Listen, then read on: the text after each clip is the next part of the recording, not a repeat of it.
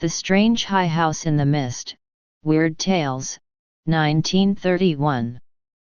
In the morning, mist comes up from the sea by the cliffs beyond Kingsport.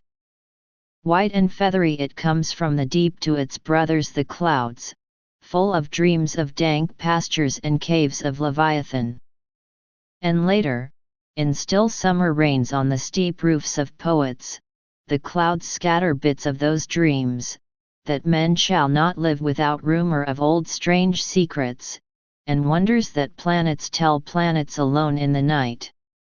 When tales fly thick in the grottos of Tritons, and conchs in seaweed cities blow wild tunes learned from the elder ones, then great eager mists flock to heaven laden with lore, and oceanward eyes on tile rocks see only a mystic whiteness, as if the cliff's rim were the rim of all earth, and the solemn bells of boys tolled free in the ether of faerie.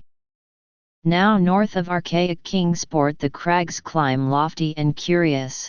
terrace on terrace, till the northernmost hangs in the sky like a grey frozen wind cloud. Alone it is, a bleak point jutting in limitless space, for there the coast turns sharp where the great Miskatonic pours out of the plains past Arxham, bringing woodland legends and little quaint memories of New England's hills. The sea folk of Kingsport look up at that cliff as other sea folk look up at the pole star, and time the night's watches by the way it hides or shows the great bear, Cassiopeia, and the dragon. Among them it is one with the firmament, and truly, it is hidden from them when the mist hides the stars or the sun. Some of the cliffs they love, as that whose grotesque profile they call Father Neptune, or that whose pillared steps they term the causeway, but this one they fear because it is so near the sky. The Portuguese sailors coming in from a voyage cross themselves when they first see it, and the old Yankees believe it would be a much graver matter than death to climb it, if indeed that were possible. Nevertheless there is an ancient house on that cliff, and at evening men see lights in the small paned windows. The ancient house has always been there, and people say one dwells within who talks with the morning mists that come up from the deep, and perhaps sees singular things oceanward at those times when the cliff's rim becomes the rim of all earth, and solemn boys toll free in the white ether of faerie. This they tell from hearsay, for that forbidding crag is always unvisited, and natives dislike to train telescopes on it. Summer boarders have indeed scanned it with jaunty binoculars, but have never seen more than the grey primeval roof, peaked and shingled, whose eaves come nearly to the grey foundations, and the dim yellow light of the little windows peeping out from under those eaves in the dusk. These summer people do not believe that the same one has lived in the ancient house for hundreds of years, but cannot prove their heresy to any real Kingsporter. Even the terrible old man who talks to leaden pendulums in bottles, buys groceries with centuried Spanish gold, and keeps stone idols in the yard of his antediluvian cottage in Water Street can only say these things were the same when his grandfather was a boy, and that must have been inconceivable ages ago, when Belcher or Shirley or Pownall or Bernard was governor of His Majesty's province of the Massachusetts Bay. Then one summer there came a philosopher into Kingsport. His name was Thomas Olney, and he taught ponderous things in a college by Narragansett Bay. With stout wife and romping children he came, and his eyes were weary with seeing the same things for many years, and thinking the same well-disciplined thoughts. He looked at the mists from the diadem of Father Neptune, and tried to walk into their white world of mystery along the Titan steps of the causeway. Morning after morning he would lie on the cliffs and look over the world's rim at the cryptical ether beyond, listening to spectral bells and the wild cries of what might have been gulls. Then, when the mist would lift and the sea stand out prosy with the smoke of steamers, he would sigh and descend to the town, where he loved to thread the narrow olden lanes up and down hill, and study the crazy tottering gables and odd pillared doorways which had sheltered so many generations of sturdy sea folk. And he even talked with the terrible old man, who was not fond of strangers, and was invited into his fearsomely archaic cottage where low ceilings and wormy paneling hear the echoes of disquieting soliloquies in the dark small hours. Of course it was inevitable that Olney should mark the grey unvisited cottage in the sky, on that sinister northward crag which is one with the mists and the firmament. Always over Kingsport it hung, and always its mystery sounded in whispers through Kingsport's crooked alleys. The terrible old man wheezed a tale that his father had told him, of lightning that shot one night up from that peaked cottage to the clouds of higher heaven, and Granny Orne, whose tiny gambrel-roofed abode in Ship Street is all covered with moss and ivy, croaked over something her grandmother had heard at second hand, about shapes that flapped out of the eastern mists straight into the narrow single door of that unreachable place, for the door is set close to the edge of the crag toward the ocean, and glimpsed only from ships at sea. At length, being avid for new strange things and held back by neither the Kingsporters' fear nor the summer boarders' usual indolence, Olney made a very terrible resolve. Despite a conservative training, or because of it, for humdrum lives breed wistful longings of the unknown, he swore a great oath to scale that avoided northern cliff and visit the abnormally antique grey cottage in the sky. Very plausibly his saner self argued that the place must be tenanted by people who reached it from inland along the easier ridge beside the Miskatonics estuary. Probably they traded in Arxham, knowing how little Kingsport liked their habitation, or perhaps being unable to climb down the cliff on the Kingsport side. Olney walked out along the lesser cliffs to where the great crag leaped insolently up to consort with celestial things, and became very sure that no human feet could mount it or descend it on that beetling southern slope. East and north it rose thousands of feet perpendicular from the waters, so only the western side, inland, and toward Arxham, remained. One early morning in August Olney set out to find a path to the inaccessible pinnacle. He worked northwest along pleasant back roads, past Hooper's Pond and the old brick powder house to where the pastures slope up to the ridge above the Miskatonic and give a lovely vista of Arxham's white Georgian steeples across leagues of river and meadow. Here he found a shady road to Arxham, but no trail at all in the seaward direction he wished. Woods and fields crowded up to the high bank of the river's mouth, and bore not a sign of man's presence, not even a stone wall or a straying cow, but only the tall grass and giant trees and tangles of briars that the first Indian might have seen. As he climbed slowly east, higher and higher above the estuary on his left and nearer the sea, he found the way growing in difficulty till he wondered however the dwellers in that disliked place managed to reach the world outside, and whether they came often to market in Arxham. Then the trees thinned, and far below him on his right he saw the hills and antique roofs and spires of Kingsport. Even Central Hill was a dwarf from this height, and he could just make out the ancient graveyard by the Congregational Hospital beneath which rumor said some terrible caves or burrows lurked. Ahead lay sparse grass and scrub blueberry bushes, and beyond them the naked rock of the crag and the thin peak of the dreaded grey cottage. Now the ridge narrowed, and Olney grew dizzy at his loneness in the sky. South of him the frightful precipice above Kingsport, north of him the vertical drop of nearly a mile to the river's mouth. Suddenly a great chasm opened before him, 10 feet deep, so that he had to let himself down by his hands and drop to a slanting floor, and then crawl perilously up a natural defile in the opposite wall. So this was the way the folk of the uncanny house journeyed betwixt earth and sky. When he climbed out of the chasm a morning mist was gathering, but he clearly saw the lofty and unhallowed cottage ahead, walls as grey as the rock, and high peak standing bold against the milky white of the seaward vapours. And he perceived that there was no door on this landward end, but only a couple of small lattice windows with dingy bull's-eye panes leaded in 17th-century fashion. All around him was cloud and chaos, and he could see nothing below the whiteness of illimitable space. He was alone in the sky with this queer and very disturbing house, and when he sidled around to the front and saw that the wall stood flush with the cliff's edge, so that the single narrow door was not to be reached save from the empty ether, he felt a distinct terror that altitude could not wholly explain. And it was very odd that shingles so worm-eaten could survive, or bricks so crumbled still form a standing chimney. As the mist thickened, Olney crept around to the windows on the north and west and south sides, trying them but finding them all locked.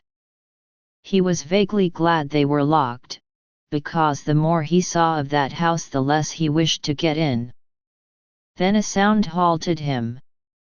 He heard a lock rattle and a bolt shoot, and a long creaking follow as if a heavy door were slowly and cautiously opened. This was on the oceanward side that he could not see, where the narrow portal opened on blank space thousands of feet in the misty sky above the waves. Then there was heavy, deliberate tramping in the cottage, and Olney heard the windows opening, first on the north side opposite him, and then on the west just around the corner. Next would come the south windows, under the great low eaves on the side where he stood, and it must be said that he was more than uncomfortable as he thought of the detestable house on one side and the vacancy of upper air on the other. When a fumbling came in the nearer casements he crept around to the west again, flattening himself against the wall beside the now opened windows. It was plain that the owner had come home, but he had not come from the land, nor from any balloon or airship that could be imagined. Steps sounded again, and Olney edged round to the north, but before he could find a haven a voice called softly, and he knew he must confront his host. Stuck out of the west window was a great black bearded face whose eyes were phosphorescent with the imprint of unheard-of sights. But the voice was gentle, and of a quaint olden kind, so that Olney did not shudder when a brown hand reached out to help him over the sill and into that low room of black oak wainscots and carved Tudor furnishings. The man was clad in very ancient garments, and had about him an unplaceable nimbus of sea lore and dreams of tall galleons. Olney does not recall many of the wonders he told, or even who he was, but says that he was strange and kindly, and filled with the magic of unfathomed voids of time and space. The small room seemed green with a dim aqueous light, and Olney saw that the far windows to the east were not open, but shut against the misty ether with dull panes like the bottoms of old bottles. That bearded host seemed young, yet looked out of eyes steeped in the elder mysteries, and from the tales of marvelous ancient things he related, it must be guessed that the village folk were right in saying he had communed with the mists of the sea and the clouds of the sky ever since there was any village to watch his taciturn dwelling from the plain below. And the day wore on, and still Olney listened to rumors of old times and far places, and heard how the kings of Atlantis fought with the slippery blasphemies that wriggled out of rifts in ocean's floor, and how the pillared and weedy temple of Poseidon is still glimpsed at midnight by lost ships, who knew by its sight that they are lost. Years of the Titans were recalled, but the host grew timid when he spoke of the dim first age of chaos before the gods or even the elder ones were born, and when the other gods came to dance on the peak of Hathegkia in the stony desert near Uldhar, beyond the river sky. It was at this point that there came a knocking on the door, that ancient door of nail-studded oak beyond which lay only the abyss of white cloud. Olney started in fright, but the bearded man motioned him to be still, and tiptoed to the door to look out through a very small peephole. What he saw he did not like, so pressed his fingers to his lips and tiptoed around to shut and lock all the windows before returning to the ancient settle beside his guest. Then Olney saw lingering against the translucent squares of each of the little dim windows in succession a queer black outline as the caller moved inquisitively about before leaving, and he was glad his host had not answered the knocking. For there are strange objects in the great abyss, and the seeker of dreams must take care not to stir up or meet the wrong ones. Then the shadows began to gather, first little furtive ones under the table, and then bolder ones in the dark paneled corners. And the bearded man made enigmatical gestures of prayer, and lit tall candles in curiously wrought brass candlesticks. Frequently he would glance at the door as if he expected someone, and at length his glance seemed answered by a singular rapping which must have followed some very ancient and secret code. This time he did not even glance to the peephole, but swung the great oak bar and shot the bolt, unlatching the heavy door and flinging it wide to the stars and the mist. And then to the sound of obscure harmonies there floated into that room from the deep all the dreams and memories of earth's sunken mighty ones. And golden flames played about weedy locks, so that Olney was dazzled as he did them homage. Trident-bearing Neptune was there, and sportive tritons and fantastic nereids, and upon dolphins' backs was balanced a vast crenulate shell wherein rode the gay and awful form of primal Nodens, lord of the great abyss. And the conchs of the tritons gave weird blasts, and the nereids made strange sounds by striking on the grotesque resonant shells of unknown lurkers in black sea caves. Then hoary Nodens reached forth a wizened hand and helped Olney and his host into the vast shell, whereat the conchs and the gongs set up a wild and awesome clamor. And out into the limitless ether reeled that fabulous train, the noise of whose shouting was lost in the echoes of thunder. All night in Kingsport they watched that lofty cliff when the storm and the mists gave them glimpses of it, and when toward the small hours the little dim windows went dark they whispered of dread and disaster. And Olney's children and stout wife prayed to the bland proper God of Baptists, and hoped that the traveler would borrow an umbrella and rubbers unless the rain stopped by morning. Then dawn swam dripping and mist-wreathed out of the sea, and the boys told solemn in vortices of white ether. And at noon elfin horns rang over the ocean as Olney, dry and light-footed, climbed down from the cliffs to antique Kingsport with the look of far places in his eyes. He could not recall what he had dreamed in the sky-perched hut of that still nameless hermit, or say how he had crept down that crag untraversed by other feet. Nor could he talk of these matters at all save with the terrible old man, who afterward mumbled queer things in his long white beard, vowing that the man who came down from that crag was not wholly the man who went up, and that somewhere under that grey-peaked roof, or amidst inconceivable reaches of that sinister white mist, there lingered still the lost spirit of him who was Thomas Olney. And ever since that hour, through dull dragging years of greyness and weariness, the philosopher has laboured and eaten and slept and done uncomplaining the suitable deeds of a citizen.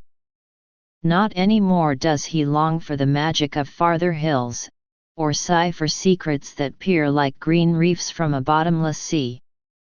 The sameness of his days no longer gives him sorrow, and well-disciplined thoughts have grown enough for his imagination. His good wife waxes stouter and his children older and prosier and more useful, and he never fails to smile correctly with pride when the occasion calls for it. In his glance there is not any restless light, and all he ever listens for solemn bells or far elfin horns it is only at night when old dreams are wandering. He has never seen Kingsport again, for his family disliked the funny old houses and complained that the drains were impossibly bad. They have a trim bungalow now at Bristol Highlands, where no tall crags tower, and the neighbors are urban and modern. But in Kingsport strange tales are abroad, and even the terrible old man admits a thing untold by his grandfather. For now, when the wind sweeps boisterous out of the north past the high ancient house that is one with the firmament, there is broken at last that ominous, brooding silence ever before the bane of Kingsport's maritime cotters. And old folk tell of pleasing voices heard singing there, and of laughter that swells with joys beyond earth's joys, and say that at evening the little low windows are brighter than formerly. They say, too, that the fierce aurora comes oftener to that spot, shining blue in the north with visions of frozen worlds, while the crag and the cottage hang black and fantastic against wild coruscations. And the mists of the dawn are thicker, and sailors are not quite so sure that all the muffled seaward ringing is that of the solemn boys. Worst of all, though, is the shriveling of old fears in the hearts of Kingsport's young men, who grow prone to listen at night to the north wind's faint distant sounds. They swear no harm or pain can inhabit that high-peaked cottage, for in the new voices gladness beats, and with them the tinkle of laughter and music.